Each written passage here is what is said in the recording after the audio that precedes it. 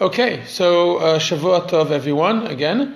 Welcome back. I'm sorry that we missed our class last week, but here we are. We're back, and we are studying Perek Gimel, chapter 3 of Yehoshua. So just a quick reminder. 3 weeks ago, we saw in Perek Aleph, we basically saw the introduction or the opening of the entire book. And in some ways, we saw it not only as the opening of the entire book, in some ways we saw it as an opening to this whole new stage of the prophets, meaning the transition. We saw the first chapter basically creating this transitional stage between Moshe Rabbeinu and the 5 books, and the next stage, which is represented by Joshua, by Yehoshua, and the prophets. And we saw that the 3 main emphases will be from this point on, seem to be the challenge of the three legs, okay, of the national existence, which is the land, the Torah, the observance of the Torah, and the nation. And that's what we saw in chapter 1. Second chapter, we saw the story of the spies. And we spoke at length about the differences between the first set of spies, the 12 spies who went, and everyone knew that they went. It was very public, and the goals of the original spies versus the spies that Joshua sends, and what is revealed to them through the meeting with Rachav. And we spoke, especially at the end of the class, Paul. Kind of at the last minute of the class, we kind of cracked something very important over there, which is the conviction that we have about our own belief and our own right for the land and to our identity. That is, at the end of the day, that is the basis based on which we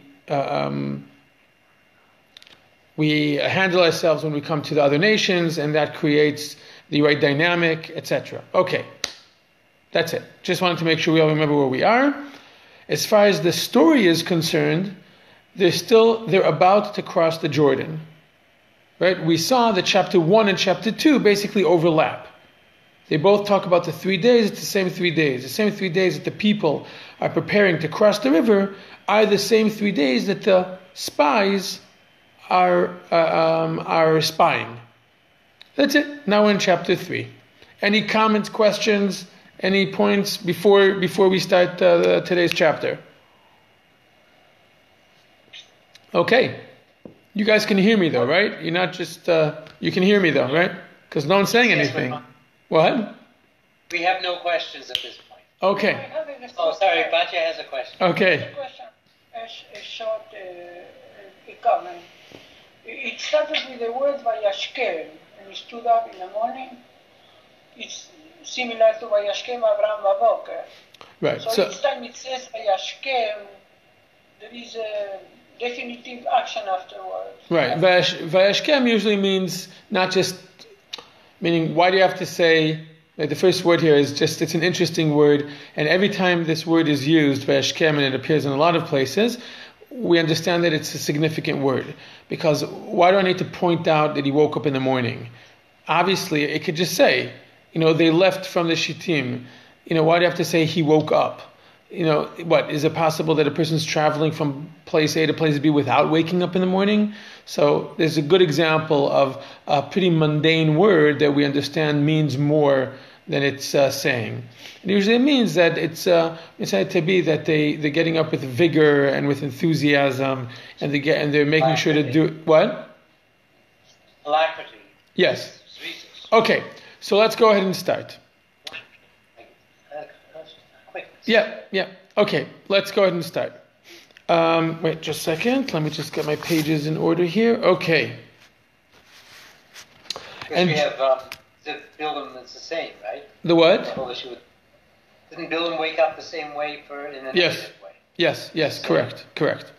And Joshua rose up early in the morning, and they moved from Shittim and came to the Jordan, he and all the people of Israel, and they lodged before they crossed over. Okay, what we're going to do now is we're going to read from verse 1 all the way until the end of chapter 8. Verse 8. We're going to read the first 8 verses. First 8 verses. Okay? And then we're going to ask questions about it and see and try to identify a structure that's going on here. And it was at the end of the 3 days that the officers went through the midst of the camp, and they commanded the people, saying, when you see the ark of the covenant of Hashem your God, and the priests the Levites bearing it, then you shall move from your place and go after it. But there shall be a distance between you and it, just 2,000 cubits by measure. Do not come near it, that you may know the way by which you will go, for you have not passed this way before. And Joshua said to the people, prepare yourselves, for tomorrow the Lord will do wonders among you. And Joshua said to the priests, saying, carry the ark of the covenant, and pass before the people. And they carried the ark of the covenant and went before the people. And Hashem said to Joshua, this day I will begin to make you great in the sight of all Israel, that they may know that as I was with Moshe, so will I be with you. And you shall command the priests that bear the ark of the covenant, saying, when you come to the edge of the waters of the Jordan, you shall stand still in the Jordan. Okay, so it's a long paragraph. We just read a lot, okay? But I think you'll see soon why it is I chose to read from verse 1 to verse 8. Questions, comments, observations? Yes? It seems that it was some kind of meuma. Meaning? Because we see marshals circulated in the midst of the camp. Nobody told them to do. Usually we know Moshe is saying to people, do this and this. But here it's like they decided to go between people and tell them what to do. And what do you mean? My question, how much is how many, it's like 1 kilometer. They have to be... more. No, more. Much more. You're saying to go from one edge to the camp to the other edge of the camp. Oh, much more than a kilometer. You're talking about I don't remember the exact distance, but more than a kilometer. Sure. You're talking about over 3 million people. No. It's not what I'm asking. The distance between the ark and the people. Oh, and yeah. The people are going to see, and especially they say the way that you're going to walk now, you never went this way before. So if you want to see exactly what to do, you have to see it closer. But they say no. On that point, your first point I'll get back to, which I think is an excellent point. This point, I'm not sure I agree, because if you're talking about a open space, which is mountainous, if you're so close, if you're in the middle of the camp or in the back of the camp, you can't see the ark if it's close by. But if something that's further away, everyone can see it. Right? The larger the distance, if it's very, very close and you're going up a hill and down a hill, if it's further away in the distance, then more people will be able to see it. Okay. 1 kilometer.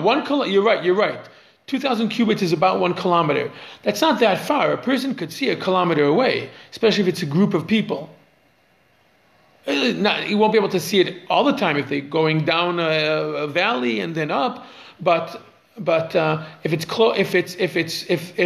if the ark is 100 feet away from the edge of the camp, how many people will be able to see it? Just the people in the very front. But if it's off a little bit of the distance, more people will be able to see it. But I want to get back to your first point. Your first point, you said that it seems a bit of you used the word mehuma, which I guess means it seems a bit messy. Or more accurately, maybe it seems unorderly. Right?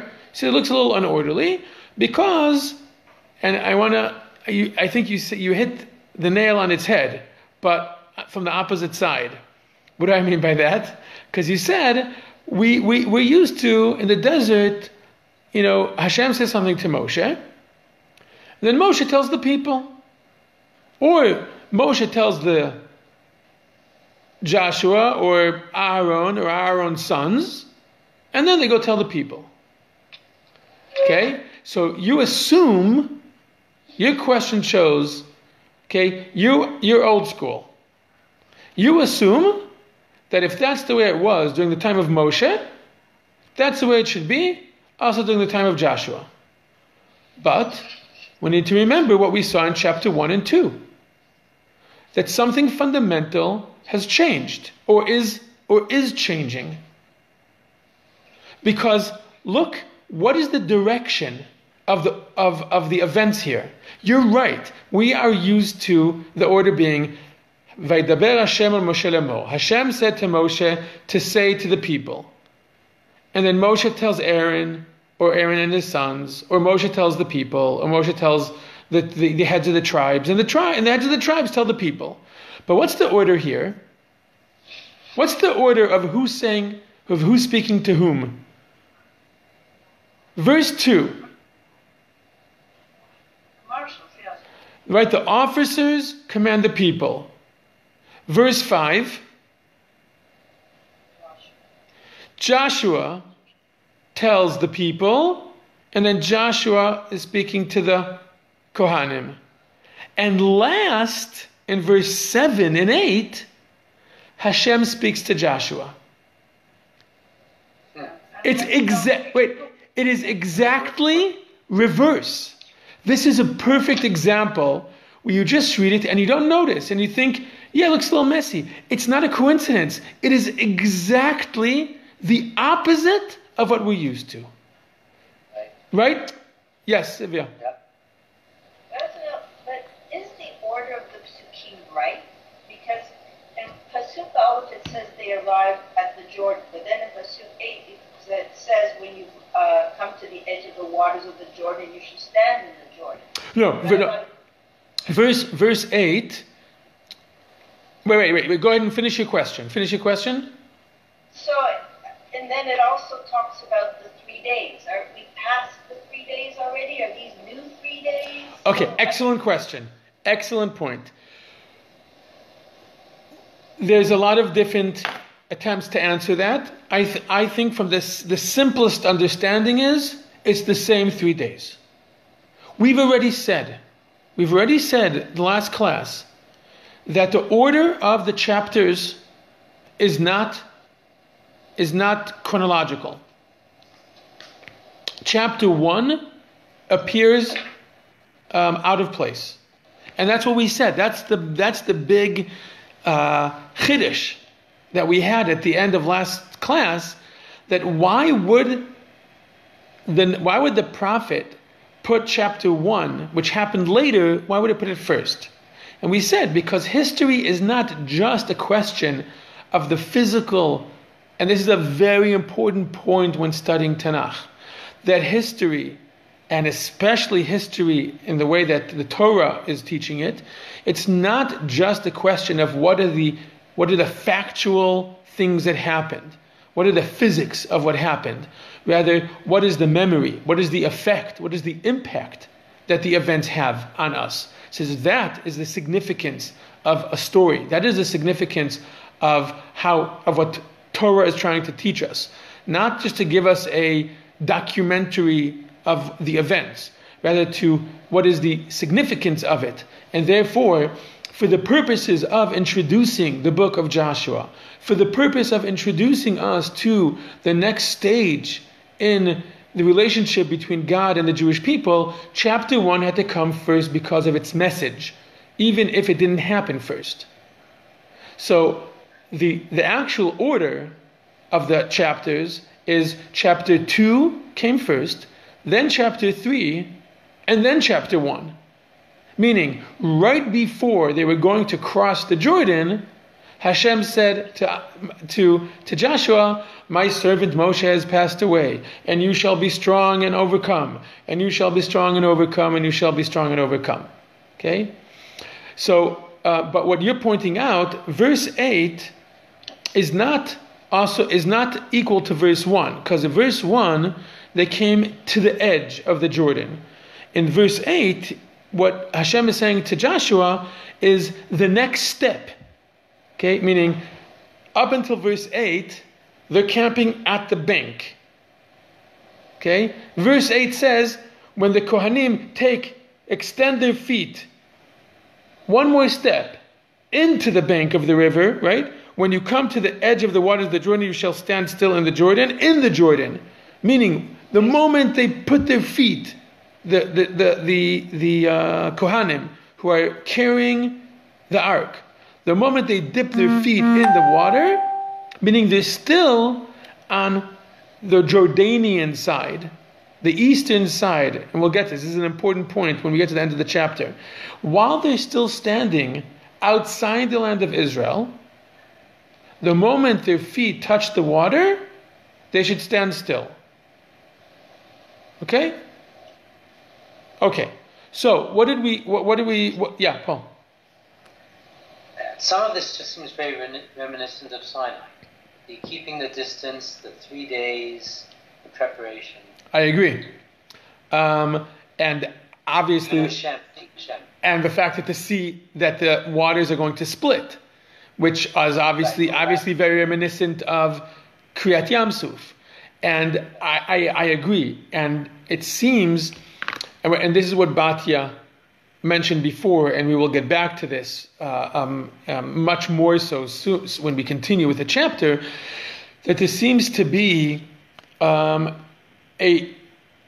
a reminiscence, but we'll see, with significant changes, and they're very important changes. But there seems to be almost an attempt to make to relive or recreate the most significant events of the previous generation, right? Of the generation that left. It's because it's not the same generation. It's not the same generation, but so obviously there's some significance in the similarity, but obviously the much more interesting thing will be to see what are the differences, right? And we'll talk about them, and that's going to be the main thing we're going to be looking for. But I agree with you that yes, there's a lot of words, terms, structures. It's like, yeah, it's very clear that Hashem is trying to create a certain type of, either to relive the memory or to awaken within them the same types of same type of atmosphere, same type of effect and affect that was back then in those momentous events, right? By the way, when you say in verse 5, and Joshua said to the people, "Prepare yourselves." In the Hebrew, it says hitkadashu. That is the exact word. That's the exact verb that is used before Har Sinai. That's the exact word that's used. That they should become kadosh in preparation of kedusha for 3 days to prepare themselves for the revelation. Yes. Right? And this is also, and Joshua says, why? Because God is going to reveal himself. There's going to be a great revelation. There's going to be wonders, which is obviously, you're right, very, very reminiscent of Matan Torah, where there was this amazing event, this huge event that was miraculous and filled with wonders. Okay, so here's the question: what is the significance of the reversal of the order? Because as Galina, as you said, normally God says to Moshe, Moshe says to the officers say to the people. Over here, so here's the question for this section: what is the significance of that reversal? The officers tell the people, Joshua tells the people, and God speaks, and then God speaks to Joshua. What's the significance of that reversal? Yes. I think it's just simple. It's bagrut. You are coming now to Eretz Israel, and you have to make decisions on your own. Of course, it has to be in the frame of Jewish law, as it supposed to be, but still, you have to, it's different. I took care of you in desert, you ate man, but now you have to grow bread and vegetables and fruits and bill, and you have to decide what to do. You cannot ask me, like child, what to do now. And that's why he just tells them, yes, I agree. I think that is very clearly what's going on here, which is, but it's interesting. It's not as if, anyone told them, okay, you need to take the initiative. They don't need to be told. They're just taking the initiative. It's a different generation. It's the generation that is quite obviously finally ready to go into the land and not be completely dependent on, not only not completely dependent on Hashem, not even be completely dependent on a leader. And it's just happening. That's it. Yes. I have a question. I heard something like before the Jews entered to the Israel, everybody did tshuva. Is it true, or it was the condition? What, that before coming into the land they all did tshuva? Yeah. Where do you see that? They did some couple of lectures. Somebody told me that. So I would ask the person who said that lecture, where does he see such a thing?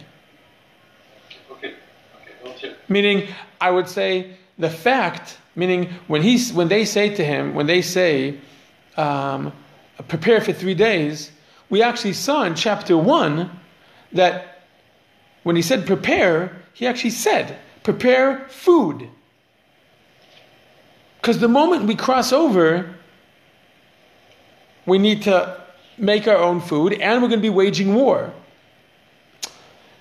So, if someone comes and says yes, they use those 3 days to do tshuva, I would ask them, maybe from verse 5 it says hitkadashu, prepare yourself spiritually. So maybe someone could say that is tshuva, but there's nothing in the text to indicate anything like that. And if that was a condition, then it should be explicitly said.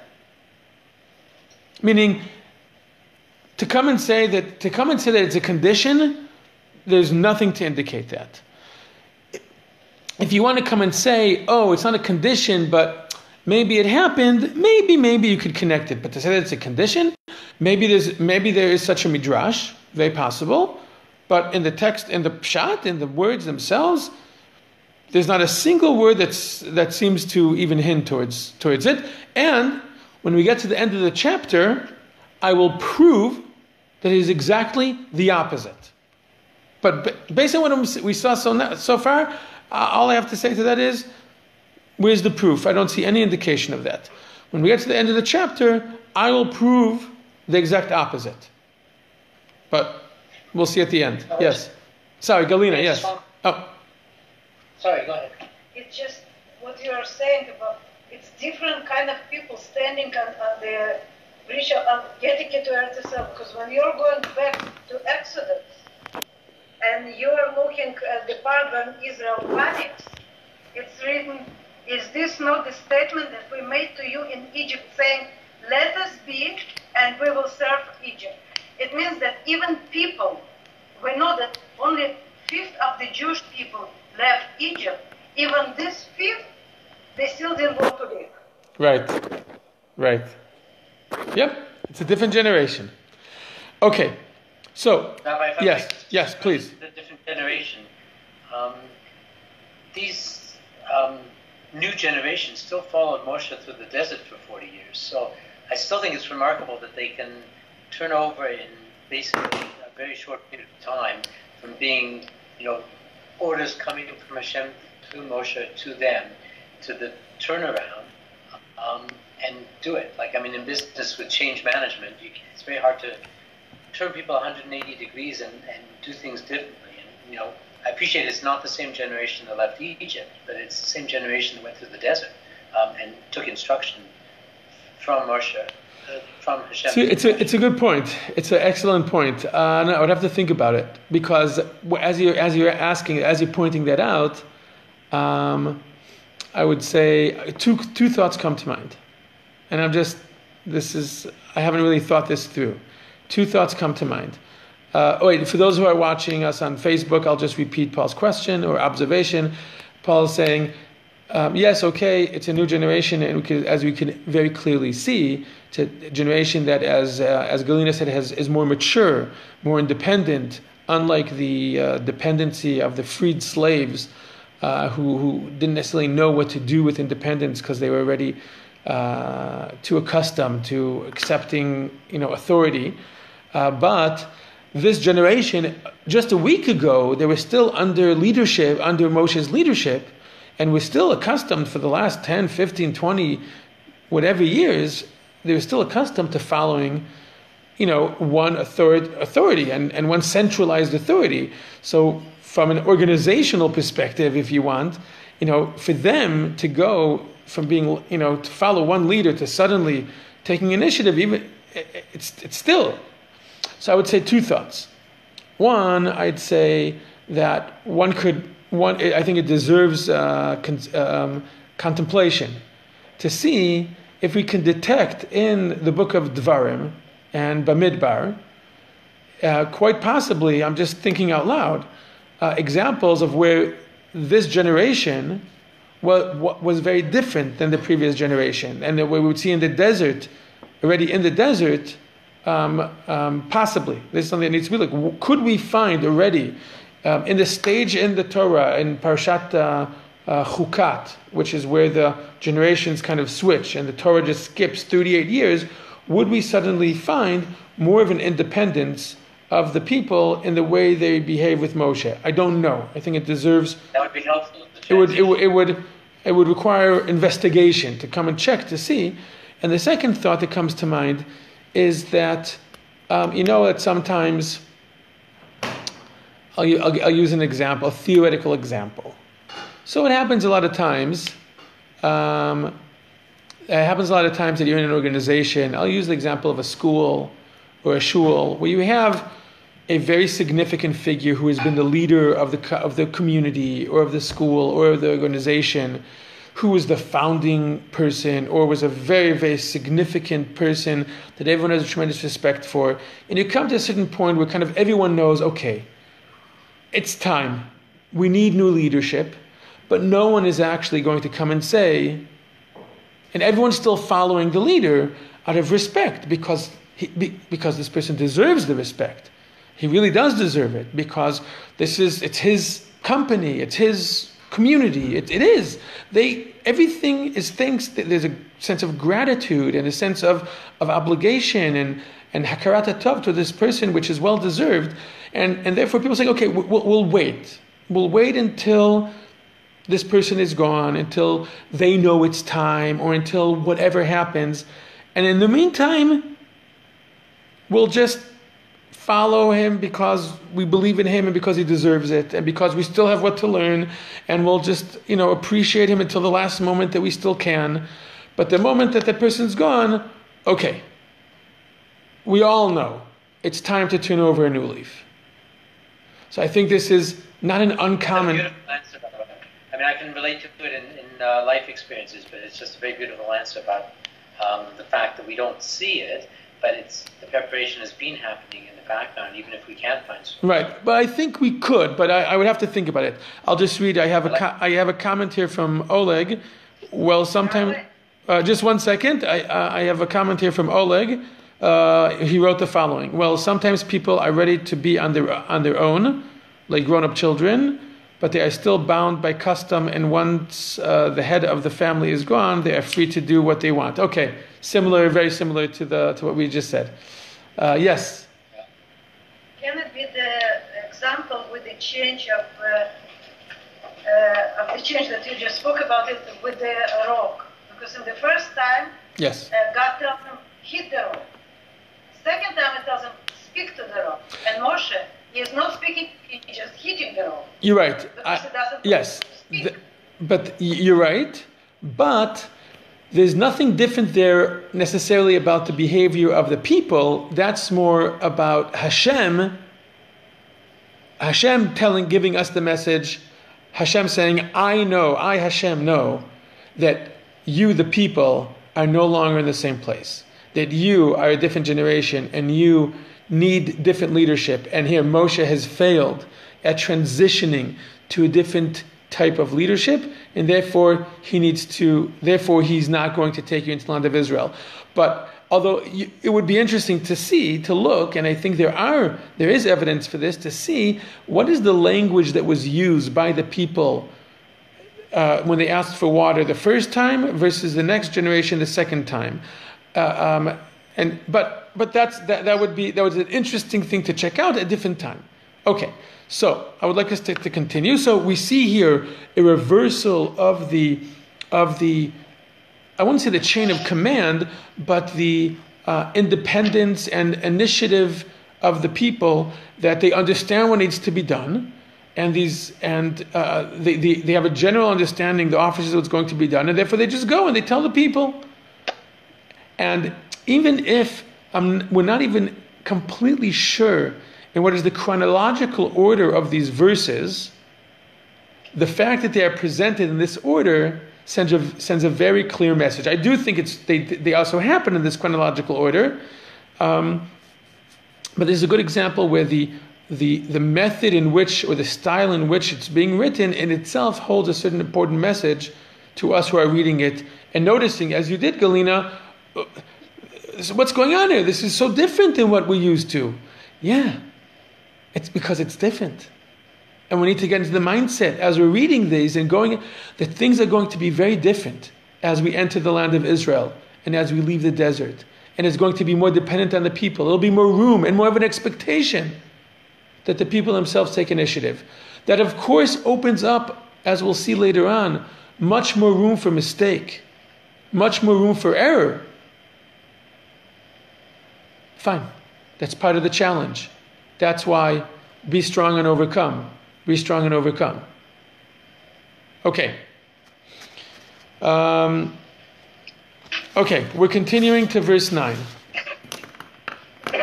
Okay, we're now going to read verses 9 till 13. And Joshua said to the children of Israel, "Come here and hear the words of Hashem your God." Oh wait, I want to point out one more thing. All the verses that we saw before, the content, even though they were slightly different from each other, the main content of what was being said was very simple: be prepared. Right? It's technical preparation. The officer said to the people, "Here are your instructions. Here are your, quite literally, here are your marching orders.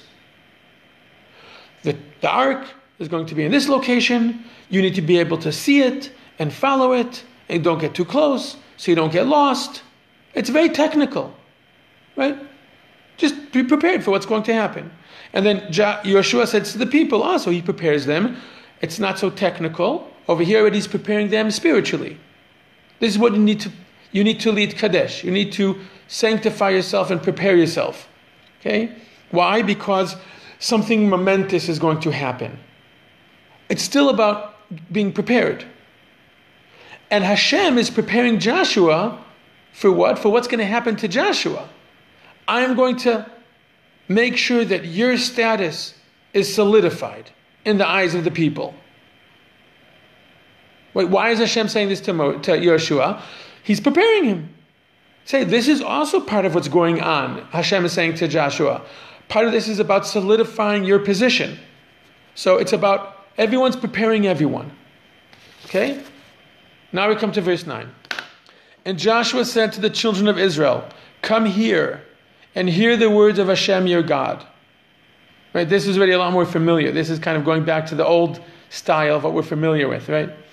And Joshua said, "By this you shall know that the living God is in your midst. And he will certainly drive out the Canaanites and the Hittim and the and the Chivim, and the Perizzites, and the Girgashites, and the Amorites, and the Jebusites from before you. Behold, the ark of the covenant of the Lord of all the earth is crossing ahead of you in the Jordan. And now take for yourselves 12 men from the tribes of Israel, a man for every tribe. And it shall be when the soles of the feet of the priests that bear the ark of Hashem, Lord of all the earth, rest in the waters of the Jordan, the waters of Jordan shall be cut. The waters that come down from above shall stand in one heap. Okay. Observations, questions, comments about what is going on here. First of all, in this particular part that you just read, it's written the God, the Master of the universe twice. It wasn't before. It looks like they thought it's our God and it's just between us and nobody, he has no deal to do with another nations. But he says, no. He's the Master of the universe. And another one, what does it mean that the Ark of Hashem is, it looks like by itself, it moves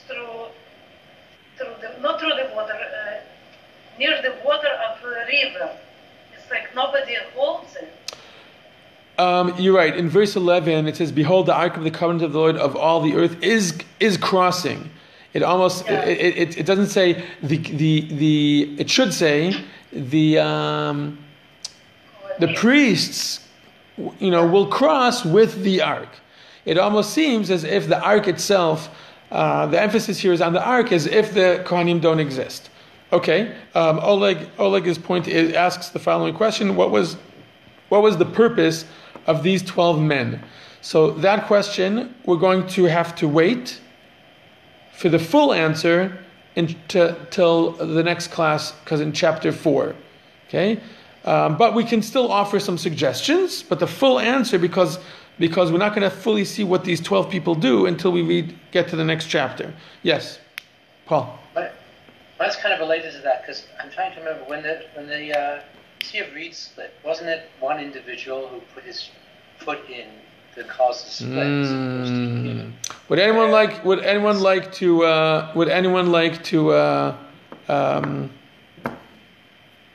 disagree with Paul? Rebut. To rebut, yes. Paul is jumping forward, which is good, and trying to find the similarities or differences between this and Kriyat Yamsuf, the splitting of the Sea of Reeds.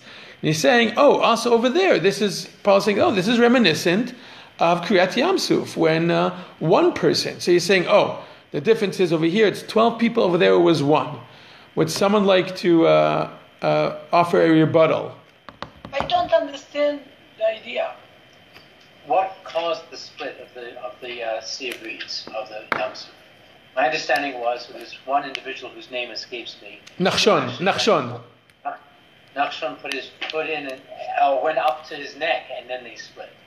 As opposed to here, where there's an assignment to the 12 tribes, the lead of each tribe.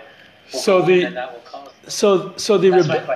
rebuttal, because it's an important point, because the difference is much, much more significant, because that story does not appear in the Psukim.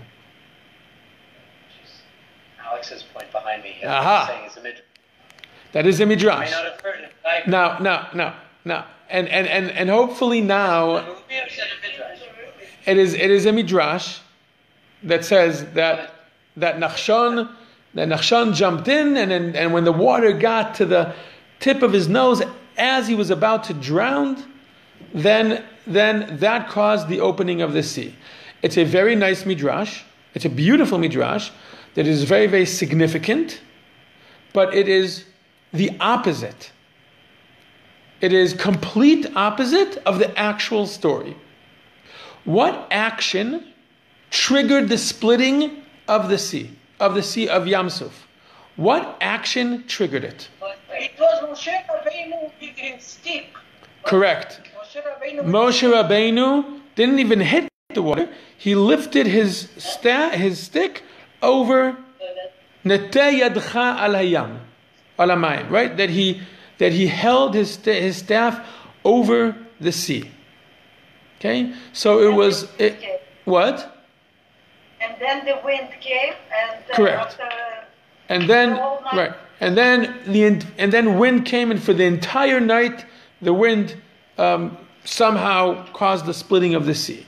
Okay, so if we were to go back a year, and we were still in our Midrash class, then we would discuss what is the origin of that Midrash.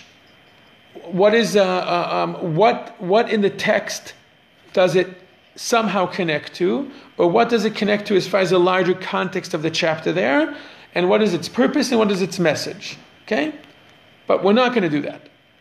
But we are going to point out that the difference is very significant, because over there Moshe, the leader, did an action, and over here the Kohanim themselves. That is a perfect, one more good example of the shift and the tremendous change that the generations are going through, and the tremendous change that happens when entering the land of Israel. That even the miracles are triggered, either actually done or at least triggered by the people themselves. Okay? And obviously this is a very, we can imagine that the people know the difference, and they know that the last time Moshe Rabbeinu stood up there with his staff, and over here it's being done in a very public way. And maybe that is the beginning of the answer to Oleg's question, the significance of the 12 men. To make a big deal that make a big deal out of the fact that the Kohanim, we'll see later on, that the 12 people actually created they took 12 stones and they put them right by the feet of the priests where they stood. Like a monument was built in the location where the Kohanim stepped into the river. Yes, Galina? Through what people will know that living God in their midst? What exactly? What? Because it's written, through this you will know. What? What exactly? Great question. I don't know. What do you think? Where is the pasuk? Which pasuk? It's, no, it's 10. 10? No, it's yours. 10. It's yours. So I think the simple meaning is, when you witness the supernatural miracle, this will serve for you, meaning a supernatural miracle. Our basic assumption is that if it's a supernatural miracle, that this is being done by God. And this will serve, once you witness this will create for you a certainty that God will also help you conquer and beat all of these nations. That seems to be the simplest understanding of it. Meaning a living God. What does that mean, a living God? Meaning a God who is active in the events that are happening to you. Because this is not a natural event that the waters should stop in such a way. And therefore, look, God is active in the events happening. And if God is active in the events that are happening, then He will continue to be active and help us drive out the Canaanites, the Hittites, and going into this land, which we now need to fight and battle and conquer. That I think is the simplest way to read it. I think it's here in the continuation.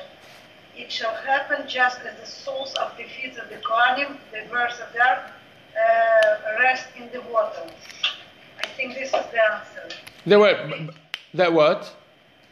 At the moment they will step into the water, we will see the miracle, and you will see. Yeah. Because the book's the continuation. Yeah. Okay, now we're going to come to the best part. We're going to read verses 14 to 17. And please be on the lookout for what are the similar the similarities and the differences between this event and the splitting of the Sea of Reeds, of Yam Suf. Okay? And it was when the people moved from their tents to cross the Jordan, and the priests bearing the Ark of the Covenant were before the people. And when the bearers of the Ark came to the Jordan, and the feet of the priests that bore the Ark were dipped in the edge of the water, and the Jordan overflows all its banks all the time of the harvest. And the waters which came down from above stood and rose up in one column, very far from Adam, the city which is beside Zarethan. And those that descended to the sea of the plain, the salt sea, the Dead Sea, were completely cut off, and the people passed over opposite Jericho. And the priests that bore the Ark of the Covenant of Hashem stood firm, arranged on the dry land in the midst of the Jordan, and all Israel passed over on dry ground until the whole nation had completely passed over the Jordan. So before we talk about similarities and differences, any questions, any difficulties in the text, any comments before we talk about all the differences and similarities? I'll tell you what. Yeah. Yes, please. This sounds like, what should I say? Much better orchestrated. Better orchestrated? Better orchestrated. And choreographed. I agree. I agree 100%. Much better orchestrated. Wait. When you say, Batya, when you say, I agree with you 100%, but I want to understand exactly what you mean. What do you mean when you say better orchestrated? Explain. Better orchestrated because, well, it's a fact that the first time they were running from Paro. Excellent. Under panic. They are going to, and well, it's not such an extraordinary event. This is the second time. It's the second time. So there is something in the conscience of the people that yes. happen. Yes. Okay. Excellent. So we're skipping ahead a little bit, which is fine. So you're saying, first thing you're saying, okay, Oleg, I'll get to the comment in a second. It's an excellent point. So Batya, you're saying, what was the first point you said, Batya? You said? Yeah, it was better orchestrated. Right. The first time they were panicked. There was a sense of no one knows what's going on. Over here, not only is the order, they were prepared for it. They were told, we are going to cross the river. You have 3 days to prepare for it. The ark will go in front of you. Everyone knew exactly what's going to happen. Maybe they didn't know exactly if it would split or not, if they would go over a bridge, but they knew they were going to cross the Jordan River. Right? And Joshua told them, you are going to see wonders. And they're not fleeing from the enemy, rather, they're charging forwards. They're charging forwards towards the enemy. It's the exact opposite. Rabbi Spitz. It's turned on its head. 1 second. This is a very nice, very nice frame to understand how the middleman is important. This is the first time they have a kind of witness about what is happening right now, what we are experiencing right now. The middlemen are the Kohanim.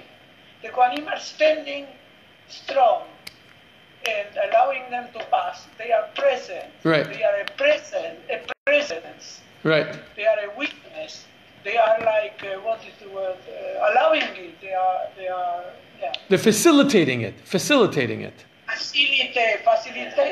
yeah. Okay, I just want to read, Galina, just beforehand, I want to read what Oleg wrote. It's a very important point. He wrote the following: looks like the river was stopped far away, so people would not be able to fully see the miracle. So I partially agree. if you look at verse 16, the waters that came down from above, meaning, right, the Jordan, it flows from north to south. So when it says above, it means north, right? And it means, and it says that that it went down, that it descended, it means that it's flowing south towards Yam HaMelach. So, but it says, and the waters which came down from above stood and rose up in one column, very far from Adam, the city which is beside Zaratan, and those that descended to the sea of the plain, the Dead Sea, were completely cut off. So there's a lot of discussion to try to figure out where these locations are.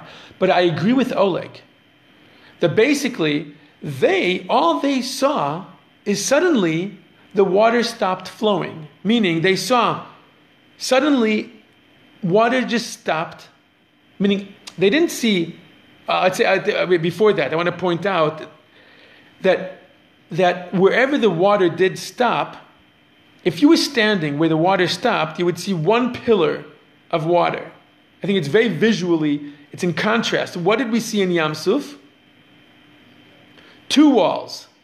Correct. We were surrounded by two massive walls of water.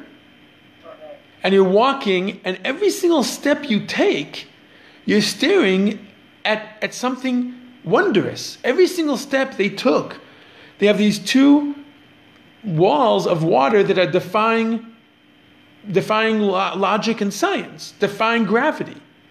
But when they're walking now in the Jordan River, what do they actually see? Nothing. They don't see anything. They just see dry land. Meaning, when the Kohanim stepped in, it's unclear. It's 2 possibilities. Possibility 1 is that all the water coming down from up north just started accumulating next to them and became high, and all the water from their feet down just continued flowing down. And then, so option 1 is they're walking, and on one side they have a big wall of water, and on the other side there's nothing. Option just 2, drained. What? Just drained. Yeah, just drained. But even in that option, they only have one wall of water. But another option, which I tend to understand that this is what it's saying, is that the location where the water actually stopped and started accumulating was not actually right there, is further up north. And we will see later on in chapter 5, if you guys, those of you, I'll just read for you. In chapter 5, it says, in chapter 5, sorry, just one moment. And then we're almost done. Here, chapter 5 says the following. It happened that when all the Amorite kings who were on the western side of the Jordan, and all the Canaanite kings who were by the sea, heard that Hashem had dried up the Jordan's waters for the sake of the children of Israel. This was a very public display, but not necessarily, not exclusively for the Jewish people, but just as much for the other nations, to make an impression on them. What I'm saying is, it's very possible when the Jews themselves walked through, all they saw was dry land. And that the most miraculous part of it, the most obvious miracle aspect of the miracle, was not even witnessed by them. And that would fit quite well. Or at least, if you don't want to go that far, at least it wasn't as miraculous as the splitting of the Red Sea, of the Sea of Reeds, where there were 2 things defying nature, but half. On one side, the water continued behaving like water, and it just continued going. So there's this contrast. By us, the Jewish people were prepared for it. The Jewish people are the ones who triggered it. And the miracle was either half as much of a supernatural miracle, or not at all as obvious. Still a miracle, obviously, that 5 minutes ago there was water here and now there isn't water. But they're not staring at two pillars of water that are defying gravity. And remember, to cross the Jordan, the distance is, in some places, could be 10 meters, 30 feet, 50 feet, 100 feet. In the widest part of the Jordan back then, it was wider than it is today because it wasn't dammed up and water wasn't being taken out of it. I'm taking maybe, 150 feet would be this is not like crossing the, and other nations witnessed it. Whereas Yam Suf, other than the Egyptians who drowned in it, we don't know for a fact that anyone else saw it. Yes, Galina. Another kind of miracle, because when you're reading text, from the beginning it's written that the feet of the Kohanim just immersed into the water. And then suddenly it's written that they stood still in the middle. They stood still in the middle of the dry land in the Jordan River. So, no, they're still standing, and we'll see this. It's an important point. They are standing at the edge. In the middle of the Jordan, in the sense that the middle going not in its width, in the middle as far as its length. They're still standing on the edge. And this is what... the shore. Along the shore. No, because 17, it's written, the Kohanim, the bearers of the ark, stood firmly on the dry ground in the middle of the Jordan. Right. I think if the Jordan runs from here to here, they were here. So on the shore. So if you but also if you look at the Hebrew, it says betoch hayarden, which means in the Jordan.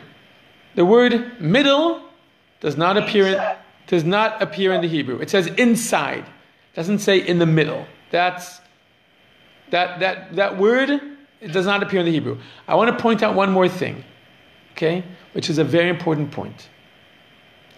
And this is a crucial point. So again, this chapter so far has really continued to solidify this reversal in every aspect in how the nation is kind of like structuring itself now and starting to behave, both as far as how they start moving and the hierarchy and the jobs, but also in the way in which the miracle takes place. The miracle is God's action. God is allowing or creating the miracle to happen in a way which is less super duper miraculous. The people are triggering it. The people are prepared for it. So if you're prepared for a miracle, it's not as much shock and awe. It's not something which comes in and beats you into submission of faith. It is one that you're prepared for emotionally, spiritually. It is something that builds you up constructively, preparing you for what's next. You're charging towards the enemy, and this is boosting your confidence versus kind of like just kind of like, okay, I want to point out one more I want to point out one more very crucial thing. The moment the entire nation actually finishes to cross, the chapter ends. What is the picture that we see when the chapter ends? The entire nation is on the other side of the Jordan River, meaning the entire nation is in the land of Israel. But where is the ark? And where are the priests with the ark? The ark stays beyond. Correct. Until the last person crosses. Correct. So at the end, the chapter ends, the entire Jewish people, this is a very crucial point, with a very important message. For those few minutes, we'll see it's more than a few minutes, because then we'll see in chapter 4 there's a whole ceremony that takes place. The entire Jewish people are in the land of Israel. But where is the ark of in the ark of the covenant are the luchot, is Torah. God's presence lay in the ark. So for this single scene, and here's my proof that there was no condition for tshuva. Quite the opposite. Can you guys still see me? Yes. Okay.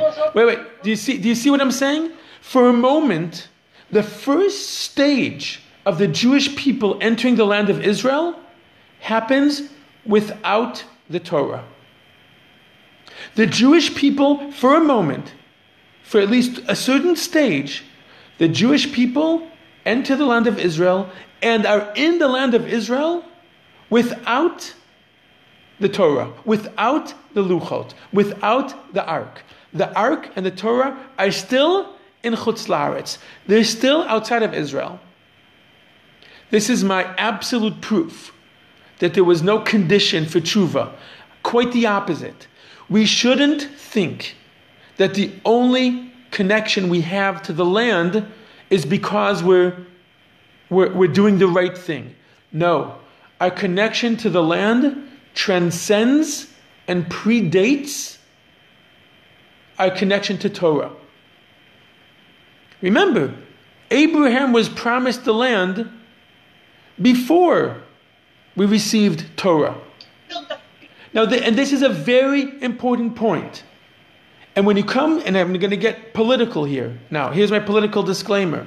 When you come and you talk about the division or religious approaches or rabbinical approaches to Zionism, this chapter and this scene, in my mind, is a perfect way to understand the correct perspective, which is there's this moment with the entire, meaning, why wouldn't it be, I would think, if you went with a more Haredi approach, okay, you would say that the ark should cross first and enter the land of Israel, and then the Jewish people would, and the whole nation would follow.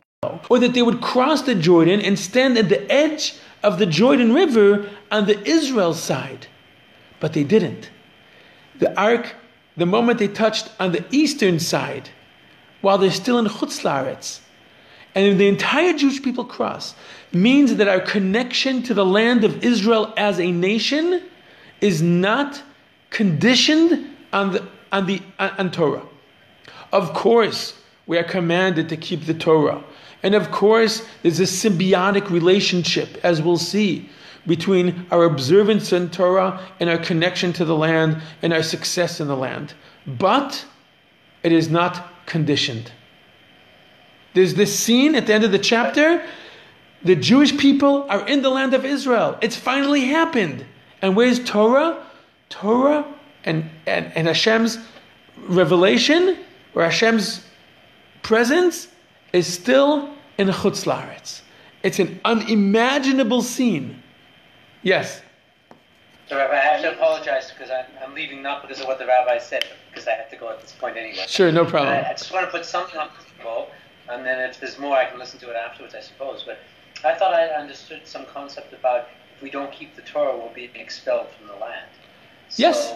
It still seems to be a relationship between... Yes, I agree. I agree. There is definitely a symbiotic relationship, and we discuss it all the time. We say it every day in Shema. But on the most fundamental level, our connection to the land is its own independent connection. Of course. Is this saying directly that the Torah, the Torah does not need a specific physical space to subsist? It's saying that the Torah subsists and exists wherever it is, wherever it is studied. There's the truth. The truth is there's a lot here. There's a lot.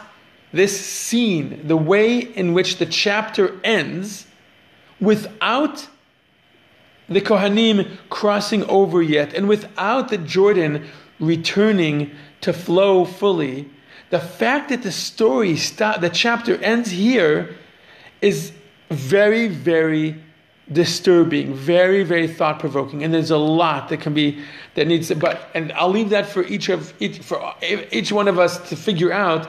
It's to try to understand its full meaning. But I think it's important to notice that the scene here is the Jewish people are on one side of the Jordan, and the Kohanim with the ark that has always, throughout the desert, the ark has been the symbol for the presence of God amongst the people, is not with them. It's on the other side. Maybe it's because we understand that God resides in the land of Israel even without the ark. Maybe. Either way. However, there's a very, very strong scene being described and says, okay, you can stop at this point. Before we continue, understand, the Jewish people have entered the land of Israel. But Torah is still outside the land of Israel. There is such a thing. There is such a thing as a Jewish people in the land of Israel, even without Torah. And you know what? If you want to come and complain that the first Zionists did not care too much about Torah, okay, we have here a model of saying that, yes, it is possible such a thing. Yes? Yeah, that's what it's the saying. It's happening today. People say that they make it aliyah, you fulfill your mission, you're Jew, you're there. But you don't have to be in Torah. Outside in the Golah, if you want to be Jew, you have to keep close to Torah. Look, there is something to that. Meaning, I'm not trying to say that once a person makes aliyah, they should stop observing Torah and mitzvot. Of course not. But the mere fact that a Jew lives in Israel and is part of the communal identity, the collective of the Jewish people in the sovereign land of Israel, of kingdom of Israel, yes, meaning doesn't mean he should stop keeping Torah. But even if he stops keeping Torah, God forbid, he is still part of the Jewish collective by the mere fact that he lives in the land of Israel within the Jewish collective. And he speaks Hebrew, and he's part of the Jewish collective because he lives there, and he's settling the land and paying taxes in the state of Israel. Yes, you are Jewish by definition, by default, by living in the land of Israel as part of the Jewish collective. So, yes, there is something to that. Yes, Galina. And the Torah is is touching their ears. You see? But the Torah is following. Yes, but on the other side of the Jordan, not in Israel yet. Yes, Galina? There is something that at the end of this chapter that all Israel crossing on ground on dragon until the entire nation. It just Israel switches to the nation. Very nice. Very nice. Very nice. For those who didn't hear, I'll repeat that the last verse says that all of Israel passed until the whole nation. Meaning the moment they entered the land, suddenly they're transformed from Israel into nation. Very nice. I didn't notice that. Excellent point. Okay. Yes. Yes. It's not saying also that people themselves can do miracles. Yes. Yes. Just help. Yes. Versus when Moshe did it with his staff, the miracle. Right? Yes, the people themselves are the ones who triggered it. Yes, Sylvia? Sorry, this was just something going back to the text. What happened at the bank of the Jordan is not exactly what the officials said, because they said that the ark had to go first, and the people had to say 2,000 cubits behind it. If the Kohanim stayed at the bank, the people went ahead of the ark, and they were closer than 2,000 cubits, because they had to pass the Kohanim. It's a good point. So it could be that the answer is in maybe that those instructions are happening at an earlier stage. I'm not sure. It's a good point. It's a good question. I'm not sure what I would have to look into it, and we'd have to look here at the Parshanim, at the commentators, to see how they make it all fit. So I'm not sure. Okay. Shavua Tov, everyone. What? So next week. still here that first the priest come to water, later this whole nation started to move from tents to across the Jordan. It's verse 13 and 14. Wait, again, 13 and 14? Yeah, it's 14, and people started to go. Right. And 13, then they put their feet in the water. Okay. Wait. I hear what you're saying. No, because 13 is Joshua describing to the people what is going to happen. And verse 15 is when it actually happens. Okay, wait, so Alex, what's happening next week? Yeah, it's Limud FSU, so I'm not going to be here, and Aaron is going to Limud as well, so it's okay. No support. Okay, so That's what on Facebook. So let's go under the assumption that next week, regretfully, we will not have a class. I will send out an email about it. I will send an email about it as well, just to confirm. But the default assumption right now is that there won't be a class next week. Okay, everyone have a Shavua Tov. Well, thank you. Rabbi Spitz, one other thing, we're talking about changing times.